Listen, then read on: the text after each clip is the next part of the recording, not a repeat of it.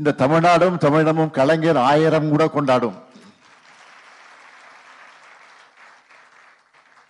ஏன்னா தமிழ்நாட்டில் இருக்கக்கூடிய பல கோடி மக்களுக்கு லைஃப் கொடுத்ததால தான் கலைஞர் இன்னும் லைவாக இருக்கிறார்.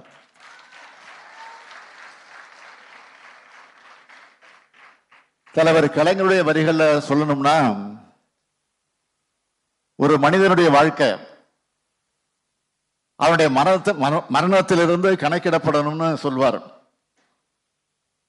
அப்படி நிறைந்த பிறகும் தமிழ் மண்களில் அந்த மனங்களில் வாழ்ந்து கொண்டிருக்கக்கூடியவர் தான் நம்முடைய தலைவர் கலைஞர் அவர்கள். தலைவர் கலைஞர் அவர்கள் கட்சி எல்லைகளை கடந்து, அரசியல் எல்லைகளை கடந்து, அதையும் தாண்டி இன்னைக்கு தமிழ்நாட்டினுடைய தனிப்பெரும் தலைவரா, இந்தியாவுடைய அரசியல் அடையாளமா, நிர்வாக திறமையினுடைய இலக்கணமா, அனைவரும் ஒப்புக்கொள்ளக்கூடிய ஒரு ஆளுமையா உயர்ந்து நிற்கிறார்.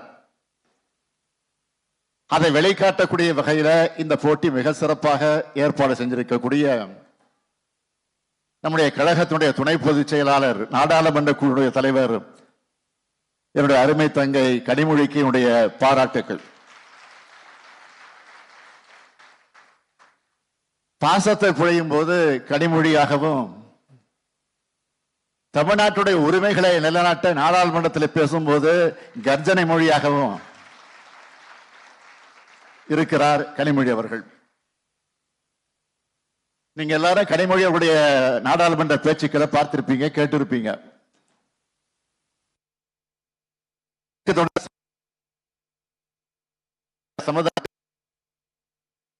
இந்திய நாடாளுமன்றத்தில் வீர மங்கையாக செயல்பட்டு வரக்கூடியவர் தான் நம்முடைய தங்கை கனிமொழி அவர்கள்.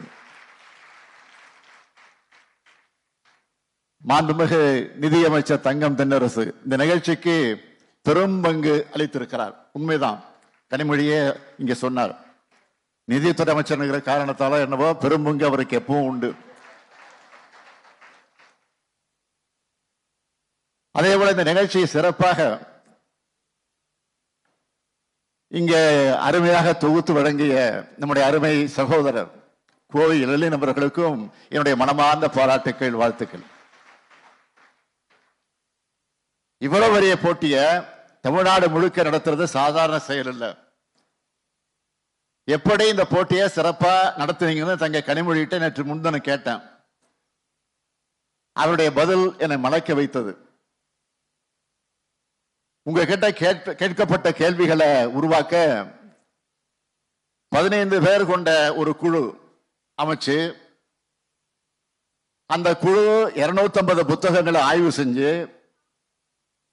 திராவிட இயக்கத்தோட வரலாறு, தந்தை பெரியார், பேரறிஞர் அண்ணா, முத்தமிழர் கலைஞர் அவருடைய வாழ்வு, தொண்டு, நம்ம திராவிட மாடல் அரசுடைய சாதனைகள், மக்கள் நல திட்டங்கள்னு 40,000 கேள்விகளை உருவாக்கி இருக்கிறாங்க. உண்மையை சொல்லணும்னா அவங்க கேள்விகளை கேட்டதை விட உங்களை படிக்க வச்சாங்க பாருங்க, அதுதான் உள்ளபடியே பாராட்டுக்குரியது. இதுதான் இந்த வினாடி வினாடியுடைய கலைஞர் 100 வினாடி வினாடிய போட்டியுடைய மிகப்பெரிய வெற்றி, மிகப்பெரிய சிறப்பு என்பதை நான் இங்கே தெரிவித்துக் கொள்ள விரும்புகிறேன். கடந்த செப்டம்பர் மாதம் தொடங்கி இப்ப நவம்பர்ல தான் இந்த போட்டியை நிறைவு செஞ்சிருக்கிறாங்க. சுமார் 14 மாத காலம் தமிழ்நாடு முழுக்க திராவிட இயக்கத்தோட வரலாறு இளம் தலைமுறையினருக்கு விதைக்கப்பட்டிருக்கு. இந்த போட்டியுடைய கேள்விகளுக்கு பதில் தேடி நீங்க தயாரானப்போ பழைய வரலாற்றை படிச்சிருப்பீங்க. அதன் மூலம் புது சிந்தனைகள் உங்களுக்கு உருவாகி இருக்கும். இந்த சிந்தனைகள் தான் இந்த இயக்கத்தை தொடர்ந்து வழிநடத்தும். தமிழ்நாடு மற்றும் புதுச்சேரியில் இருந்து 2 லட்சத்துக்கும் மேற்பட்ட அதிகமான போட்டியாளர்கள் பங்கெடுத்து இறுதி போட்டியோட வெற்றி என்பது புது சிந்தனையாளர்களை உருவாக்குறது தான். 2 லட்சம் பேரை திராவிட இயக்கத்தை படிக்க வச்சது மூலமா இந்த போட்டியோட நோக்கம் நிறைவேறி இருக்கு. 18 வயதுக்கு மேற்பட்டோர் அந்த பிரிவில முதல் பரிசு பெற்ற காஞ்சிபுரம் மாவட்டத்தை சார்ந்த கபிலன், உதயகுமார், நரேஷ்குமார், 2வது பரிசு பெற்ற விழுப்புரம் மாவட்டத்தை சார்ந்த ஜெயபாலன், சோபியா, மோகன்ராஜ், மூன்றாவது பரிசு பெற்ற சிவகங்கை மாவட்டத்தை சார்ந்த மோகன் தியாகராஜன் மாதவி நாகமுத்து. நான்காவது பரிசு பெற்ற மதுரை மாவட்டத்தை சார்ந்த கதிர்வேல் லட்சுமி தீர மகாராஜன். அதேபோல் 18 வயதுக்கு உட்பட்டோர் பிரிவில் முதல் பரிசு பெற்ற மயிலாடுதுறை மாவட்டத்தை சார்ந்த வள்ளிக்கண்ணு சித்தி பிரவிஷா தர்ஷினி. இரண்டாம் பரிசு பெற்ற மதுரை மாவட்டத்தை சார்ந்த நிதின் தங்கவேல் அஜித்குமார் ஷேக் அமீன். மூன்றாம் பரிசு பெற்ற சேலம் மாவட்டத்தை சார்ந்த ரஞ்சனா ராஜஸ்ரீ ஸ்ரீநதியா. நான்காம் பரிசு பெற்ற திருவண்ணாமலை மாவட்டத்தை சார்ந்த கோபிகா வெண்ணிலா வேல்முருகன். வெற்றி பெற்ற அனைவருக்கும் என்னுடைய மனமார்ந்த வாழ்த்துக்கள், பாராட்டுக்கள். உங்களுடைய வெற்றி சாதாரண வெற்றி இல்ல. 2 லட்சம் பேர்ல இருந்து நீங்க வென்றிருக்கீங்க.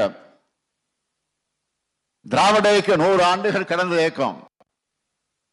இதோட வரலாற்றை முழுமையா அறிந்து தெளிந்து புரிஞ்சு அதை மனதில் பதிய வச்சிருக்கக்கூடிய வகையில அந்த அடிப்படையில அந்த தகுதியை இன்றைக்கு நீங்கள் பெற்றிருக்கிறீர்கள். உண்மையை சொல்லணும்னா இப்போ நீங்க எல்லாருமே டிராவிடியன் என்சைக்ளோபீடியா. உங்களை சிலர் பேட்டி கொடுத்தது பார்த்தேன். ஒவ்வொரு வெறுமன வார்த்தைகளால் புகழாம திமுக செஞ்ச சாதனைகளால் புகழ்ந்து பேசியதை பேட்டி தந்ததை பார்த்து எனக்கு மகிழ்ச்சியும் மனநிறைவும் கொடுத்துச்சு. சில நாட்களுக்கு முன்னால இதே கலைஞர் அரங்கத்தை தம்பி உதயநிதி ஏற்பாட்டில் நடத்தப்பட்ட என் உயிரினும் மேலான இறுதி பேச்சு போட்டிக்கு 182 பேர் கூடுனாங்க. அதுல இருந்து 3 தேர்ந்தெடுத்தாங்க. மூளையை தொடணும், அதன் மூலமா அவங்க மனசுல போய் ரீச் ஆகணும். அப்படி நீங்க எல்லோரும் கருத்து சொல்லும் ஸ்டைலா உங்களை உருவாக்கிக்கணும். போட்டியில கலந்துகிட்ட நிறைய பேர் இங்க இருக்கீங்க. நான் இப்ப சில கேள்விகளை கேட்க போறேன். 3 கேள்விதான். பதில் தெரிஞ்சவங்க உட்கார்ந்து சொல்லுங்க, சத்தமா சொல்லுங்க போதும். முதல் கேள்வி, லெலின் தான் இப்ப உங்களுக்கு கேள்வி கேட்டாரு, இப்ப ஸ்டாலின் கேட்க போறாரு. முதல் கேள்வி எளிமையானது. மானமும் அறிவும் மனிதருக்கு அழகுன்னு சொன்னது யார்?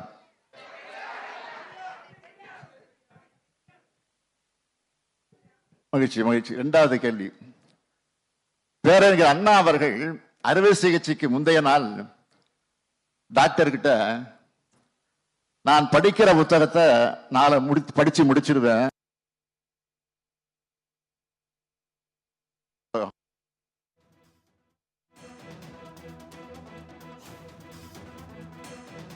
மாஸ்டர் கிறிஸ்டியன் வாழ்த்துக்கள். மூன்றாவது கேள்வி, தந்தை பெரியார் எனது பகுத்தறிவு சமூக பணியின் முன்னோடின்னு யார சொன்னார்? யார சொன்னாரா? தந்தை பெரியார் தன்னுடைய பகுத்தறிவு சமூக பணியுடைய முன்னோடின்னு யார அவர் சொன்னார்?